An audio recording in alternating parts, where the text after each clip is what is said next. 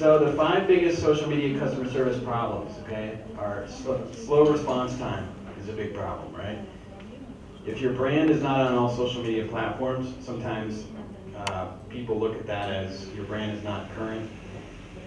Social media not being integrated with your other customer service channels. Social media people responding to customers in a way that causes anger can be a problem. Employees that are doing customer service and social media not being actually trained in customer service can be an issue as well. So some of the consequences are frustrated customers, angry customers, losing customers, publicity problems, your brand being hurt by this, and then decreases in revenue. So, for example, let's say that you have employees who have control of your social media, like people that tweet, and you fire a bunch of them, but you don't turn off their control of social media first. Here's what happens. So with Twitter, you read from the bottom up, right? So here's what happens. It says, there are over 60 of us being fired at once, mass execution of loyal employees who love the brand.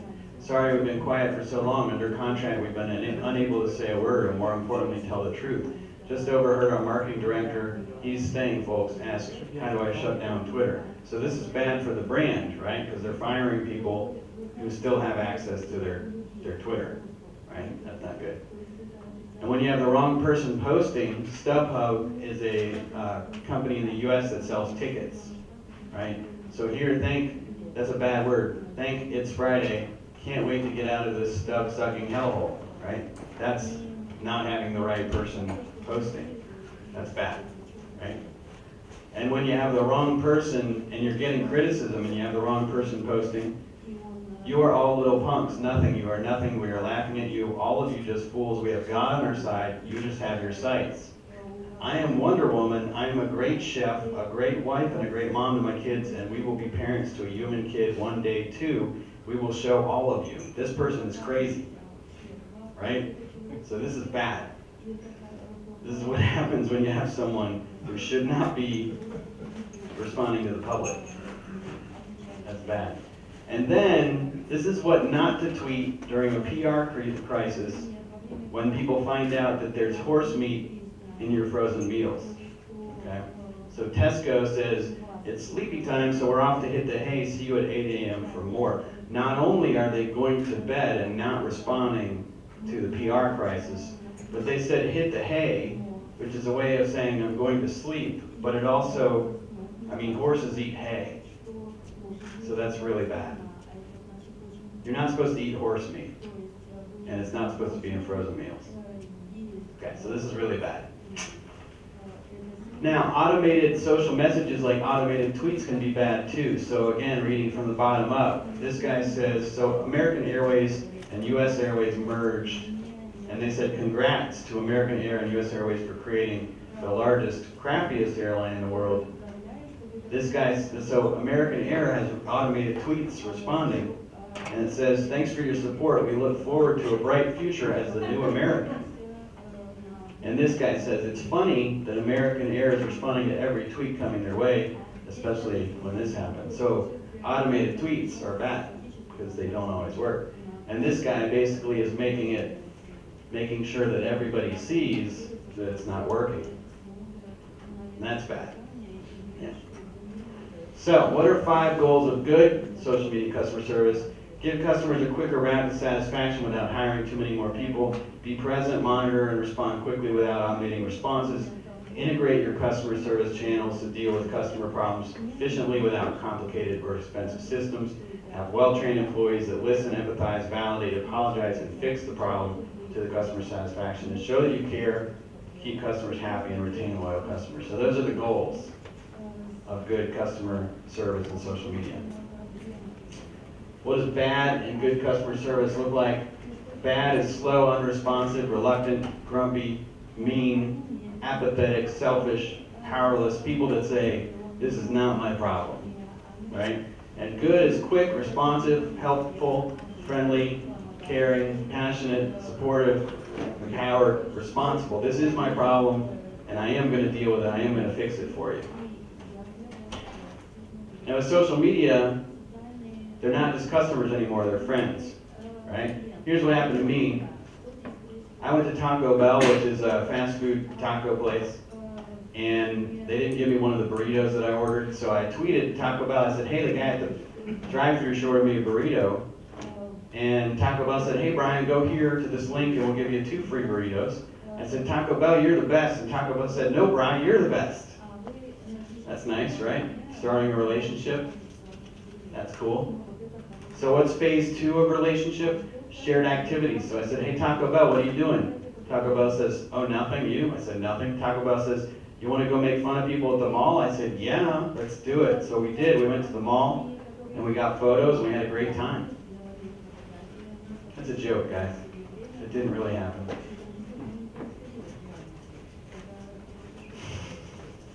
Okay. Point is that you need to be real and personable online, right? In social media, you have the opportunity to be not just professional, but also human, okay? And it's important that you do that because your competitors may be real and personable and create an emotional connection with them, and that's going to be a competitive advantage for them, right? If they create an emotional connection. So how do you integrate customer service? Because you've got call centers, you've got email, you've got Facebook and Twitter, and if your customer service is not all connected with that, that's a problem, right? So what I did was, I looked at, was there a precedent for connecting all these things together? And there was. It's turducken, which is a chicken inside of a duck inside of a turkey, and each is separated by a delicious layer of Cajun stuffing, right? So what you guys are going to do is called Twifubicone. It's a Facebook inside of a Twitter inside of a phone. Each is separated by a delicious layer of Cajun stuffing. These are jokes, guys. You really need to lighten up. All right, cool. So, seriously, which is clearly the part that you guys like, you're going to assign customer service roles to each platform, okay? So, you're going to have in-person, you're going to have phone customer service, you're going to have online chat, you have email, you have social, right? Each one has different purposes, each one has different response times, and then each one may have things that the other can't do. So if you have an office or retail, that's great at dealing with non-internet customers, right? If you have phone and online chat, that's really good at dealing with urgent problems. Email is not quite as good at urgent. Social media may not be as good at urgent. And you need to think about what are people's realistic expectations for how quickly should you respond in social media. In the US, some people expect you to respond to a tweet within 60 minutes, for example. That may not be realistic. Some brands respond on Facebook within 24 hours, which is pretty realistic, right? So you need to decide for your brand how fast is realistic for social media response time. And what are you really going to decide to do social media customer service-wise, right? So here are a couple options. The minimal social media customer service approach would be when someone approaches you in social media with a problem, you are going to acknowledge the issue, you're going to be courteous, apologize, empathize, validate, but maybe you just send them to a web page that has all of your other customer service options. You say, hey, we don't really do customer service here, go to the online chat, or go to the phone, or go to the other options, right? This is your minimal approach. The maximal approach is you do all those same things, but you empower your social managers to fix customer service problems, okay? So in this case, they would have the same access to customer databases as the phone people or the chat support people. And they would be empowered to fix and compensate, right? Fix the problem, compensate the customer, okay? So it's your decision how far you want to go with that, which is going to depend on how many people you have in your social media and how you want to do your customer service. Now, how do you deal with difficult situations? I call this the whole response process for social media customer service. It has 7 steps, okay? So you're going to acknowledge, apologize, promise, empathize, validate, fix the problem, and then thank them, okay? So that looks like this. acknowledge, I hear that you have this problem. You echo back what the problem is. Apologize, I'm sorry this happened. The apology goes a long way. It makes a big deal to people. Promise that, okay, in this customer service interaction, we are going to do whatever it takes to fix it. So that they know you're not just going to make excuses, right? We're going to fix this thing, okay? Empathize. So if they're talking about being frustrated, you say, yeah, I hear you.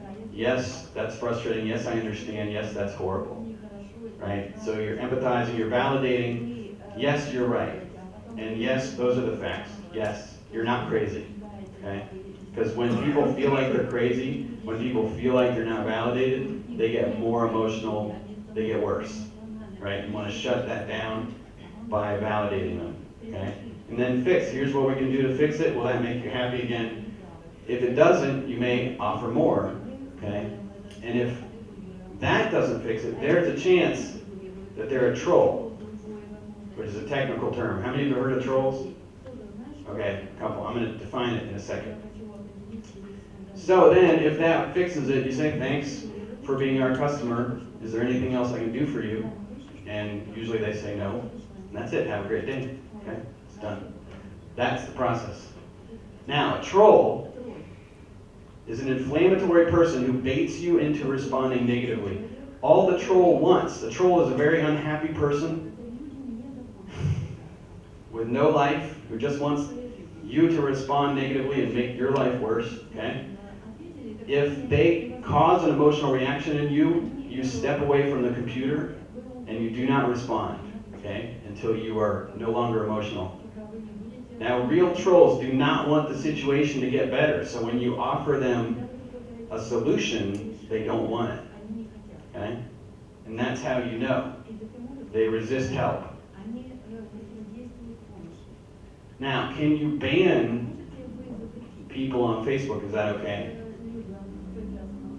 Yeah, I have customers who have some customers who have reputation issues, and we actually ban some of their customers.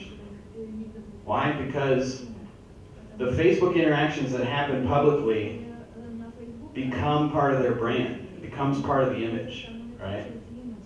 So it's okay to protect your brand by banning people, even customers. If you're doing everything you can to make your company better and improve your customer service and improve your actual service, then when you get unreasonable people and you're trying to actually fix things, it is okay to ban people from Facebook. If you decide that Facebook is primarily about branding and primarily about marketing, you know, it's kind of like this, like, would you ever invite unhappy customers up onto a stage in front of thousands of people and have a conversation with them without knowing what was going to happen? No, that would be stupid, right? That's what's happening on social media. So when you get someone who's crazy, you ban them because you don't want them on stage in front of thousands of people, right? Now, how do you prevent these problems? With social media, especially Facebook, you can create a positive brand ecosystem, right? So you cultivate positivity through likes and shares, and you create these loyal fans who defend you from trolls. So when you're doing a good job of this, and someone attacks your brand, you will see your other customers argue with the trolls. If your customers are not defending you from your brand critics, then you haven't done this yet, right? You haven't created the loyal fan base. So they become like an immune system. You know, your body has its immune system that attacks viruses and bacteria, right? And if you create enough enthusiasm about your brand, these fans become your brand's immune system to fight off the critics. So social media is half social, half media, half hey, I like you, half look at this funny cat video. You gotta be sociable with great content. So how do you do this? How do you create that positive fan base? This is how people actually use Facebook, right? They spend most of their time in their news feed seeing posts from their friends and from other pages they like, right? But you don't see all of your friends' posts, and you don't see all the posts from all the pages you've liked. Because Facebook is trying to show you the best possible things. They're trying to create the best experience possible for you. That means if you have friends that post things that you basically ignore, you'll stop seeing those friends' posts. And the same with these Facebook pages you liked. If you never like their posts, you'll stop seeing them. Which means if you have a business page that creates posts that people don't like, your page becomes invisible. Okay? Engagement's critical on Facebook because the visibility of your future posts depends on how engaging your current posts are. It's not enough just to post. You have to stay visible, right? So the average page reaches about 12% of its fans with its posts. You need to check and see what percentage of your fans you're reaching organically. And this is why a lot of people advertise, even to their fans, is to make sure that they reach them all. You can't assume that fans are going back to your Facebook page either, because if you look at your data in the Facebook page insights, you're going to see a stat like this. Typically less than 1% of your fans are ever going back to your Facebook page. It's not like a website that people go back to. They're spending all their time in a newsfeed. So if you've really bored your fans to death, you don't have fans anymore, you've just got zombies. Okay? You're invisible. So to do a good job, to create enthusiasm, to stay visible, to create that immune system, the big positive fan base, you have to post things they're going to like. In order to do that, you have to understand who these people are. You can't post stuff they're going to like without knowing, who are they? What's their family like? What's their work like? What do they do for fun? What are their goals? What are their problems and solutions? What TV shows do they like? What movies and actors, musicians, bands, websites, Facebook pages, magazines, big brands, companies, associations, sports, and athletes? What kind of stuff do they like? Because once you know that stuff, you can post it. Because if you reflect their likes and their values and their dreams in your posts, they're going to click like on it. Right? So you're cheerleading for their values, their likes, and their dreams. Cheerleading. If you echo and amplify their passions, right? You get likes and shares, you get an enthusiastic fan base. Okay? This is how you get proactive to create loyalty and prevent customer service problems. Now, how do you create relevant passion in B2B? Business to business is the hardest because it's boring. It's boring. It's not as exciting as B2C, B2C has got toys and games and pizza and exciting stuff, right? B2B, what? Like law? What you got to look for is related emotional themes that you can talk about, that you can engage people in, right? So with law, we can talk about justice, we can talk about redemption, right? With manufacturing, we can talk about quality, we can talk about capitalism, we can talk about profits, okay? Related themes that your customers will care about. With wholesale products, we can talk about some of the same in manufacturing: speed, freedom, and power, right? People that buy wholesale products to resell them, what do they want? Why do they want to sell those? So think about what your customer wants and why do they want them. There's this 5 why process from Toyota. It's really cool, right? If you ask why 5 times, you'll get to a really, really deeper reason. It's going to help you understand your customer well enough to communicate with them on a level that will have a big impact, right? That's the kind of impact we're talking about. This is a level of marketing that most companies don't do, but it creates a competitive advantage for you. And it's a deeper, more advanced level of marketing that Facebook has led to. Social posting can also be like coaching. You inspire people with personalities that are liked by a lot of different people. Maya Angelou, Albert Einstein. These kind of posts get a lot of shares, not just likes. Now, everybody wants to go viral, but it's pretty much impossible. However, I studied 3,000 Facebook posts to find out what kind of posts people share. And I found 3 don'ts and 6 do's. Now, if you talk about yourself or your company in a boring way, people won't share it because they'll think no one's going to be interested in this, right? If you're offensive, people aren't going to share that because they might be sharing it with their grandma. You know, when you click share, it's going to hit everybody. I don't want to offend anybody, so I'm not going to share that. If you're too obscure, like it's a topic they don't think everyone's going to be interested in, they're not going to click share, right? But they will share things that give, advise, warn, amuse, inspire, or amaze. So if you have discounts or deals or contests, or you have tips, how-to articles, help people overcome obstacles, warn people of dangers or news, things that are coming soon, amuse people with funny pictures and quotes, as long as it's inoffensive and helps, and it's funny to a general audience. If you inspire people with inspirational quotes and motivate and coach them, or you amaze them with amazing pictures, facts, and stories, people will share those things like crazy. And that sharing helps you reach new people that you didn't even have to pay for to reach. So that's how you get viral Facebook activity. So you don't want to put all your eggs in one basket. You need to try a lot of new things, a lot of new posts, a lot of new ads to succeed with this. So here's some example posts. You see like 12 different posts here. And these are the engagement rates. These are the percentage of people that liked out of all those who saw it, right? And you'll see a range from 2.5% to 11.8%. So you have to try a lot of different things to see what your audience responds to. You think about the themes that are relevant to your audience, think of some posts and try them, and then you keep track of what works and what doesn't work. Okay? There are thousands of ways you could go, but you need to let the customer lead you by their response. Now, a lot of people tell me they freak out. They're like, I can't create that many ideas. But creativity is just 2 old ideas combined in a new way, right? So is this a gas nebula in space, or is it an eye?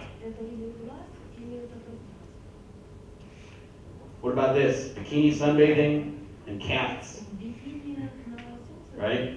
2 old ideas, bikini sunbathing and cats, produce something you didn't expect, right?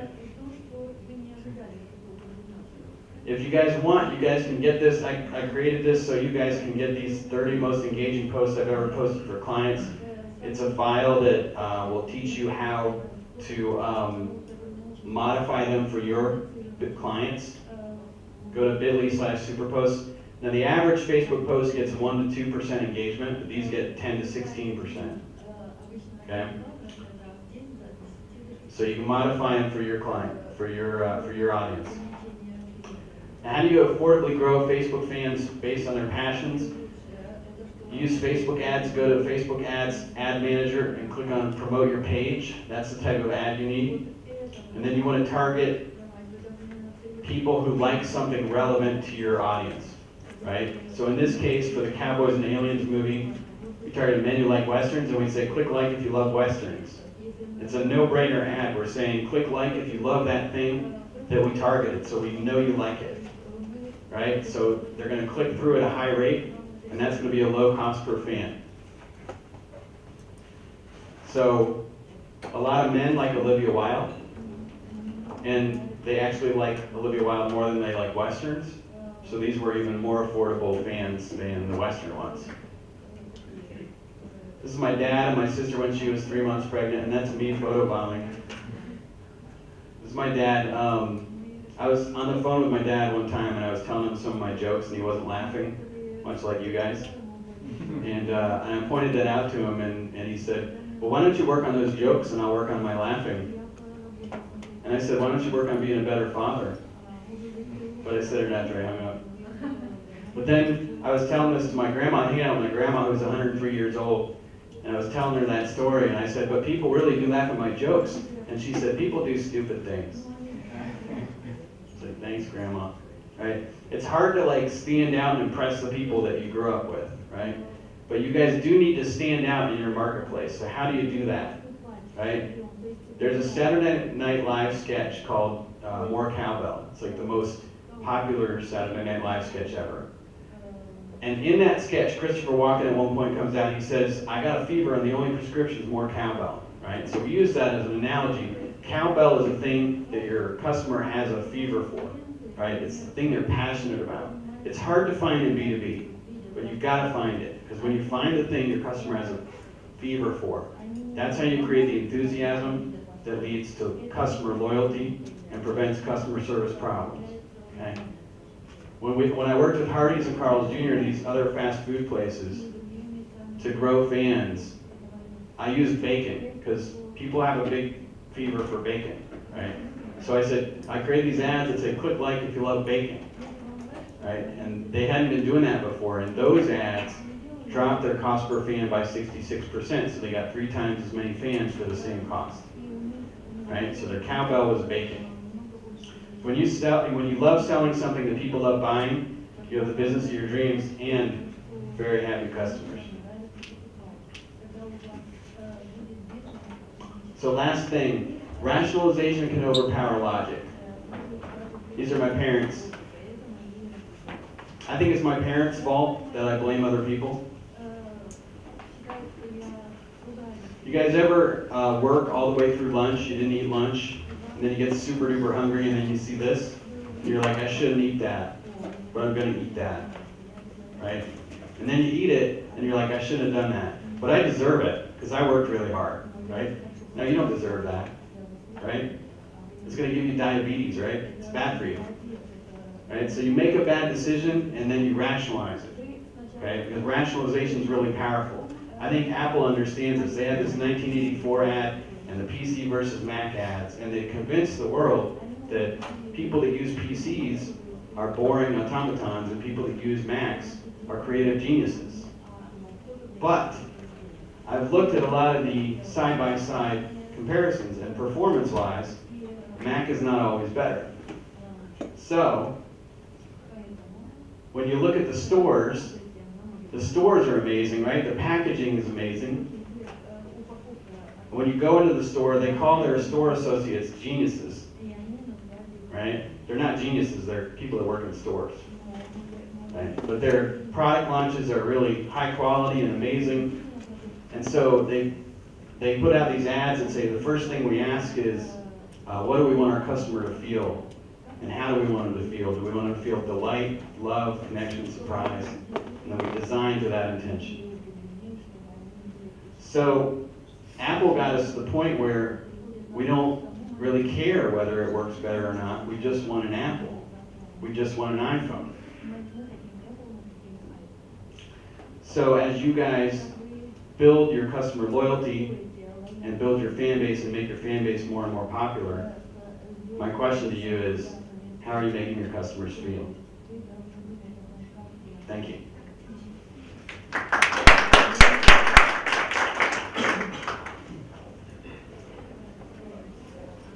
Cool.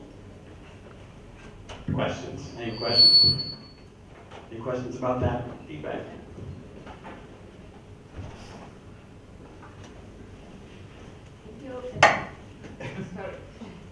Thank you, Brian. Do you have any examples of some kind of entertaining content for B2B companies? Because to create like loyalty or be an advisor on Facebook, it's okay, but maybe entertainment. Yeah. The people still would like to do some entertainment Yeah. stuff, on Sure. Facebook.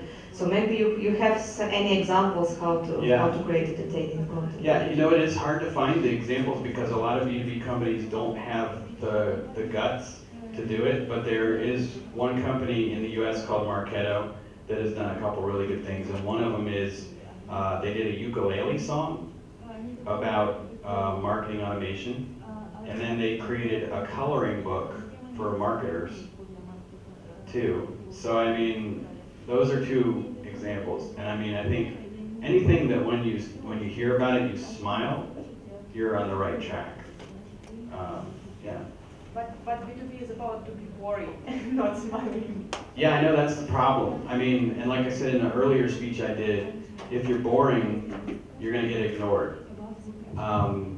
It's a challenge. I think the problem is that people think that in order to be professional, you have to be boring.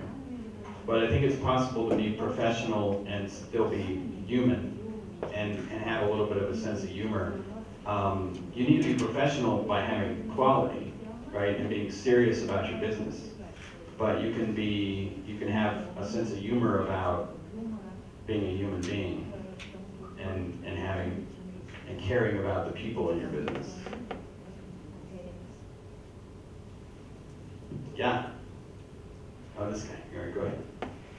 Do you think that creating a content on Facebook, for example, it's available for all kind of businesses? For example, if I am a producer of coffees, how to make a good profile on Facebook? Yeah, of coffees. So, well, I mean, so you create the page. That's one thing, right? Yeah. But the real Facebook really lives in the posts and in the ads. So it's about that content that you're putting out every day. So for me, the coffee is your coffee about energy, or is it about socializing with people? You need to think about what is coffee in people's everyday life.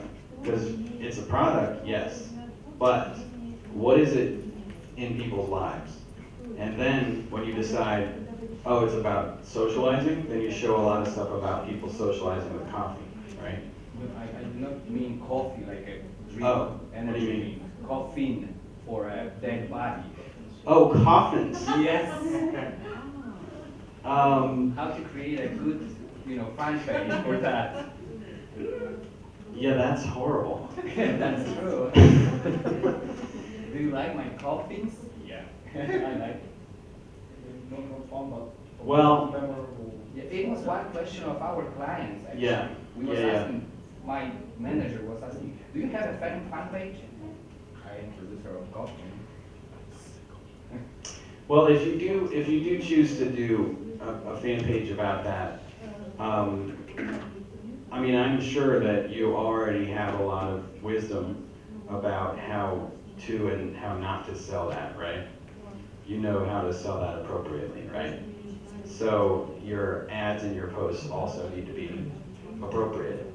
And the great thing about the Facebook ad platform is that you can target the right people with it, okay? So that it's not necessarily going out to the wrong people. You already do some marketing, I'm sure, right? You already have marketing materials. So you already know what works. So social media is just about extending those same things, right? Taking those same things that work and putting them into Facebook posts, really, right? So tell me or is it just that you think it's weird that people would click like on a comment? No, I think that maybe people do not like actually. They will put a bad post. What are you doing here actually, man? Okay. Then you need to talk about the service that you're giving. Like why do you have this service, right? It's to provide a necessary service at the end of life, right? For people who are grieving, right? So you care about people at a time when they're really, really vulnerable, right? You care about people like widows. You care about widows. You care about women whose husbands have died, right? So you're on the side of grieving widows, and anyone who attacks you hates widows, right? Maybe on that kind of fan page we should, not we, but for example, the client who is producing the coffins should make some kind of tips how to deal with the problem, deal with the bad situation of human life like is death. Yeah, tips for like what's a normal grieving process, how long does it last, what are some tips for what should the family do, and anything, that's a great idea. Yeah, you can do a great service there. And I would just, with that you need to stay totally serious. Yeah. Maybe we will make a fan page. Yeah. Hope that helps.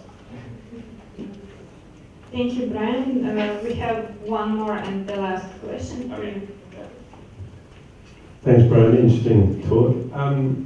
One of the things with obviously pushing digital, and especially Facebook, is that a lot of clients go, I have to do it, I have to do it, and they sort of use it because they should.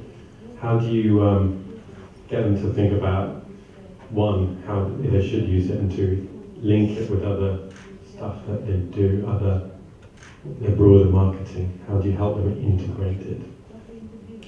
Yeah, well, to me, I think one of the things people forget about, so in some ways Facebook is its own ecosystem for sure, and there are some ways in which there are things that happen on Facebook that don't, it's like Vegas, it happens in Facebook, it stays in Facebook, and so there is a lot of stuff that doesn't come off, but I always recommend people use Facebook ads to send people to their website. A lot of stuff happens on their site. A lot of their actual business is done on their website, etc. So sometimes doing too much on Facebook can just turn into like liking, commenting, and then nothing else, right? So that whole walled garden thing, right, might not help you at all. So that's why I think it's important, and that's why I think the Facebook ad platform is so powerful and so important, is that it sends people to your website and to these other things where you are already doing your normal business. And so I think that's the most important way to integrate it into their existing business. Yeah.